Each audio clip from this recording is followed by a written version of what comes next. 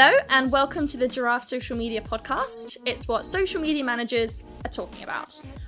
I'm Nicole, and today I'm joined by some brilliant members of the Giraffe team. We've got Senior Social Media Manager Dom. Hello everybody. Social Media Manager Laura. Hi.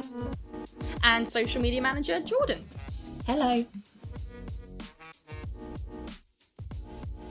So in today's group chat episode, we're actually going to be starting a new series for the podcast on top tips for social media advertising, where we will discuss some of our tried and tested tricks for reaching your objectives on social media and also talk about some of our own experiences that we've had with ads.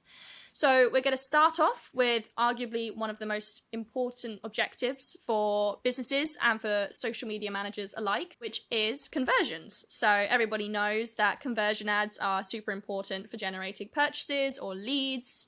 And we're just going to have a little chat today about some of the ways that we've used Facebook in particular to improve results, or anything that we've noticed that could potentially help you guys listening to increase conversions. Obviously, every business is different, but these are just some of the things that we use in order to make sure that we are optimizing our ads effectively.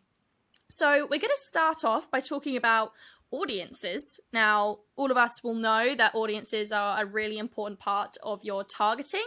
There are obviously lots of different audiences that can be used, but Laura, do you want to start us off and maybe give us a rundown of different audiences that can be used in your conversion ads? Yeah, definitely.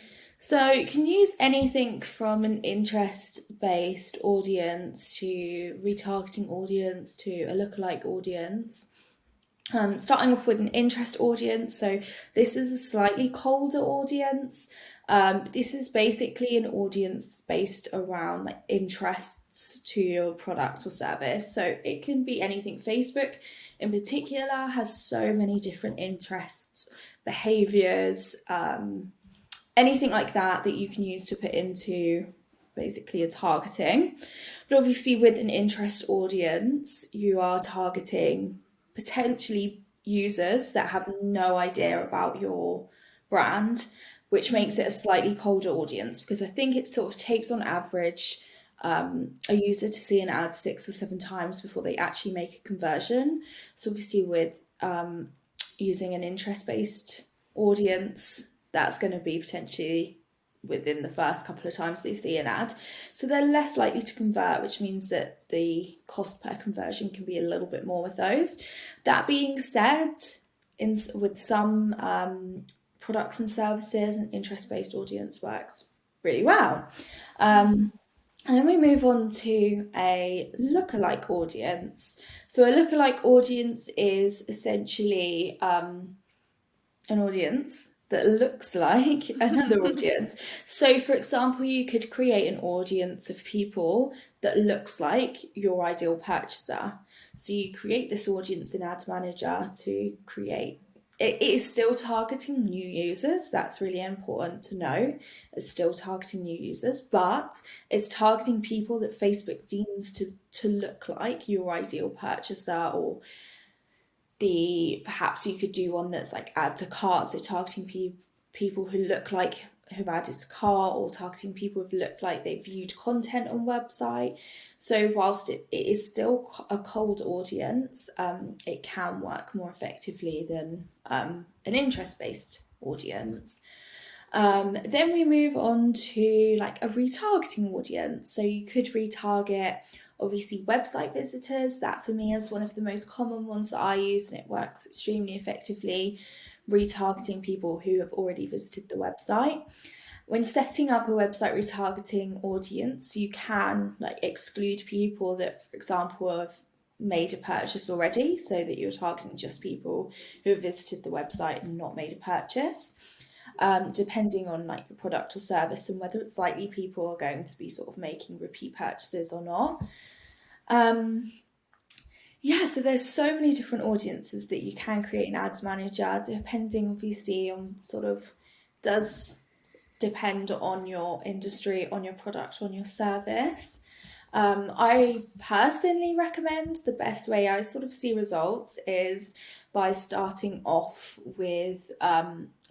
campaigns with a traffic objective of building those retargeting audiences, and then going in with a conversion campaign, just because those sort of retargeting audiences are going to be slightly more higher intent. They already know the brand, and therefore are more likely to make a purchase, which obviously will make your campaign run more effectively. Yeah, definitely. I think the most important thing you said there is just like giving the ads time, right, to actually learn about the audiences. So Yeah. starting off with a traffic objective to allow Facebook to really get to know your ideal customer, and going from there, I think is really important. I mean, it all fits into the marketing funnel, right? Essentially, like starting off with like a Yeah. broad audience and then narrowing it down from there. Yeah, absolutely. I've got to push those people through the awareness and consideration phase, and then for them to become purchasers. But yeah, definitely giving the platform time to learn is critical. I would say, like, huge top tip, like, give the platform time to learn, and invest in that, because in the long run, it's just going to create like the best campaign possible. Yeah, I know as well that the new iOS update that's happening anytime now. Still not sure when. Classic Facebook, it's coming, but we don't know when. I know Classic that's Facebook. literally. I know that that's affecting some of, in particular, the like retargeting audiences. So that's something to consider. I think Dom has some more information about that. Yeah, no, like you said, with these changes being enforced, no idea when. Like, Facebook is up in the air, have not told anyone when the changes are going to be enforced. Typical. But yeah, so like audiences such as website retargeting, app install ads are going to be affected, because what essentially Apple are doing is they are putting more options for privacy. So when somebody would go to a website via iOS device, more privacy options are going to come up, whether you want to opt in to being marketed by like retargeting audience, for example. And this is where, if you're using these types of audiences, if people opt out, they're going to be removed from your audiences, so that audience becomes less effective. If this happens to a lot of the audience, then that audience essentially doesn't become effective whatsoever, especially when you need at least, the very least, 1,000 people within this audience segment to be able to run. So it's one of those things to keep an eye of. And one of my top tips for when this does is enforced, and you maybe start noticing that your website retargeting audience is starting to be effective, it's start building funnels within Facebook. So in essence, what you could do with that is by running, let's say, a small amount of your budget on a video views campaign. Just a small budget, get a lot of video views on a campaign, and then use a conversion campaign and create a custom audience to retarget people that have viewed the video that you use for that campaign. And that way, then you are building more funnels within Facebook. So it's another strategy, instead of like directing people towards your website and then retargeting. It's a great way to target people within Facebook itself. Yeah, definitely. I really like using an engaged with page audience, because completely, as you said, Dom, like finding those people who have already engaged with an ad, and whether it's a video or whether they already like the Facebook page, and finding those audiences, they're going to be of much higher quality, and hopefully will lead to more conversions. So I quite like using that. I also quite like an add to cart audience, all of those, and I'm sure we'll have a little favorite maybe. But yeah, Dom, you're completely right. There are lots of different ways to possibly get around some of the issues we might face with the iOS update. So definitely have a look at some of the other audiences you can also run.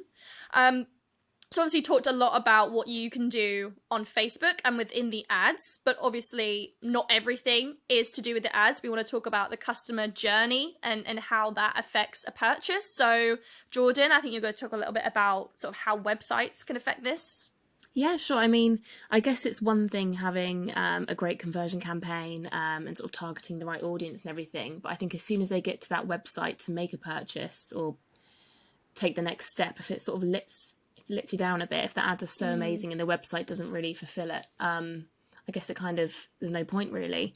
So I guess all websites, all companies really need to make sure that their website is user friendly, that they have a sort of a simple URL, maybe optimized for mobile phones as well, especially because everyone's on the go all the time. Maybe not at the moment, but usually. Making sure everything's an easy reading, great search words, keywords, things like that really. Yeah, definitely. I mean, I'm quite into the Instagram story ads game at the moment, and I'm always swiping up on different websites. And if I swipe up and it's like confusing or it doesn't make sense or something's popping up and I don't care, I'm immediately like going off it, right? So like you need to make sure that it's clear, and also like directing people to the right page on the website, right, as well. It could probably be really important. You know, if you're sending them to a different product that's in the ad, that could maybe be a bit confusing. So that's definitely important. I don't know if Laura, Dom, you have any other experiences as well with that. Yeah, I've got a great analogy for like your website, and it's like being invited to a party, let's say a house party. It looks really good on paper. You turn up and there's like two other people there. It's rubbish. The music's not good. And what you can do, you're going to stay and stick it out. No, you're going to leave, aren't you? So it's exactly the same as, you know, we can have the best ad creative doing its job, getting somebody to the website. But if the user experience on the website is not good, they're going to come off it and they're not going to convert. So yeah. I don't know about you guys, but I've seen a lot of people complaining about the Zara website. I don't know if you have, but I see it on Twitter, TikTok, and I see all these sort of influencers wearing amazing outfits. And I think, okay, I'm going to go to the website and have a look. And I just get there and I don't know, some of the photos they use, they're not really showing the clothes properly. And it's just hard to navigate around the website. So it just puts me off a little bit, if I'm honest. That's so true. I would buy so much more from Zara if it was just a really easy to use website, because Zara's great. Like I love great. them, but it's so hard when you see I think just the other day, actually, I saw some really cute trousers from someone on TikTok. It's like, right, I'll go onto their website. Couldn't find them. I tried so many different versions of brown trousers and I just could not find them at all, and I gave up. So completely agree with that. The Zara website needs to be updated. Yeah. Yeah, no, definitely. I find the same with Zara. Awful website. But also I'm like, the amount it's spoken about on social media, like it gets me to the website. So it kind of does that. It's like the whole Starbucks writing your name wrong on the cup kind of thing. Like but yeah, no, I had so many experiences with like ads that I've clicked through, gone to the website, and sometimes one thing, although really important part of like remarketing, is obviously like filling out my email address and creating an account. Like from a marketing perspective, that's really important. From a consumer perspective, that's something that can put me off if I actually have to create an account in order to make a purchase and I can't like check out as a guest. Yeah, and anything that's just too overly complicated. I think you're right when you say, Nicole, about the landing page. Like if there's been times where I've clicked on an ad and it's taken me to a landing page that has so many products on, I've actually found it hard to find the product that made me want to click on the ad. So then, therefore, I click off it, not interested. So yeah, absolutely. I think like having the right sort of landing page and the right website is critical. It's critical. And I also think as well the tracking part of conversion ads is also really important, making sure that obviously the pixels on the website, Facebook pixels there, so that can be tracked, and all the standard events that come with that. So obviously the add to cart, the initiate checkout, purchase, obviously critically important for a conversion ad. Yeah, 100%. And you also reminded me there that isn't it like doesn't it go against a Facebook policy if the landing page is wrong, or if like there's blurry pictures on the website? I might be wrong there, but I feel like Facebook definitely doesn't like that if you're sending them to a website with bad quality images, or even if you're sending them to somewhere that isn't related to your ad.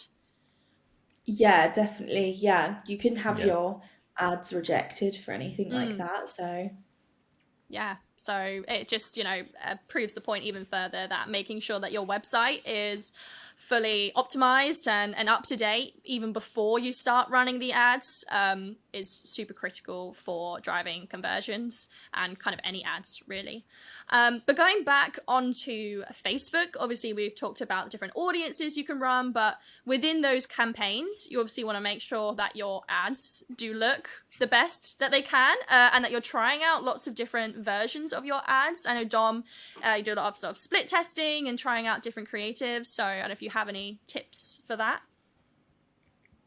Yeah, definitely. A to B split testing is a great opportunity for you to sort of get an understanding of whether if you're like testing different, creatives, good opportunity to see what images are working best, and the one that wins, the one that is performing best, you can then continue to use for future campaigns. And it's the same if you're doing like audiences. You can test different audiences to determine, which audience is performing the best. Again, in terms of like the creative itself, what I personally recommend is video creatives, especially more towards like the higher to mid end of the funnel, are always work the best from my experiences. And that's because what videos enable you to do is tell us more of a story, and people can learn more about your business or product, and then engage with it, and then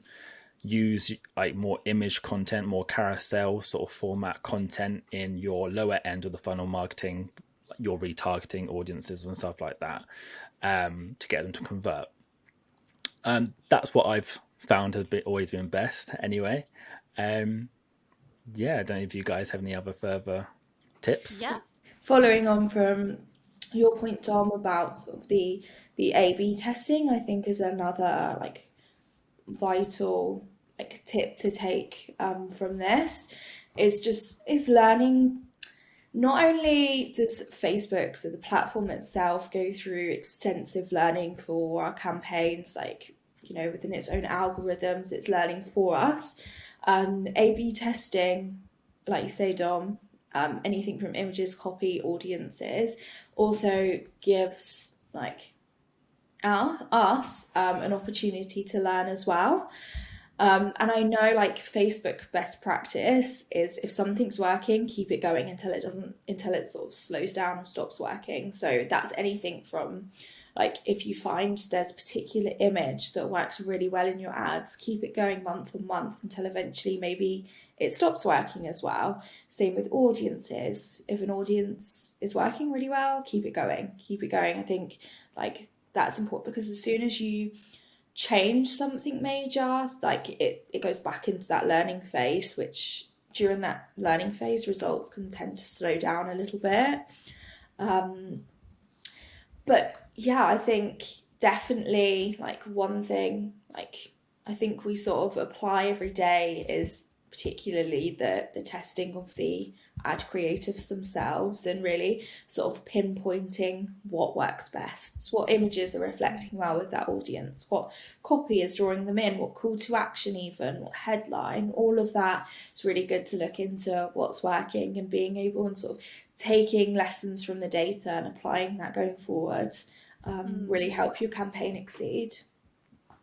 Yeah, definitely. I mean, I know, Laura, we were just talking the other day about running some ads for a client where we were testing whether images with, people and models in them worked better than images with just the product, and things like that are really interesting to test out. I think around Christmas, there was a campaign running where we essentially had two different like colors of the same ad, and like seeing which one performed best. It was around Christmas. They were all both very Christmassy.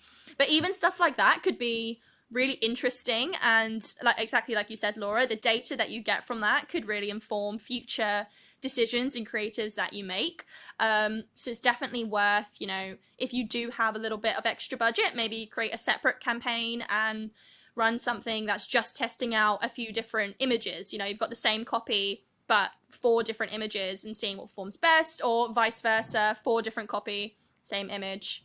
You know, testing all of that out just to see what works best, and then that will definitely help you in the long run. So just testing, really, I think, is the moral of the story, isn't it? Definitely. I also like another thing I think is important to point out.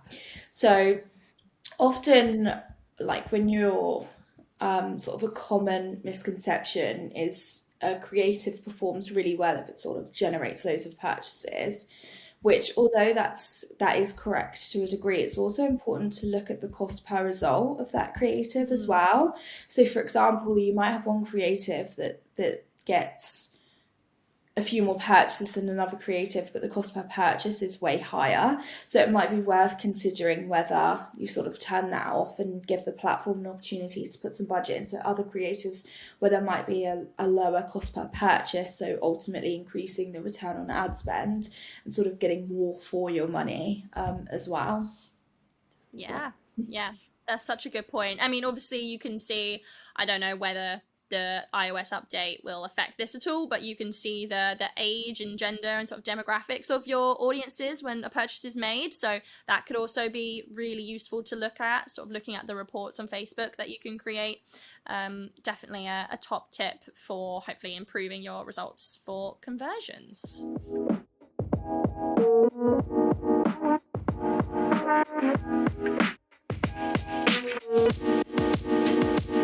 Great. Well, I think that's all we've got time for today. So thank you so much to everyone for listening. I hope these tips were useful. Don't forget to subscribe so you don't miss our next episode. You can also connect with us on all major social channels and let us know what you thought about today's episodes. If you have any other tips as well for increasing conversions on your Facebook ads, we'd love to know. We've been Giraffe Social Media. You've been amazing. We'll see you next time.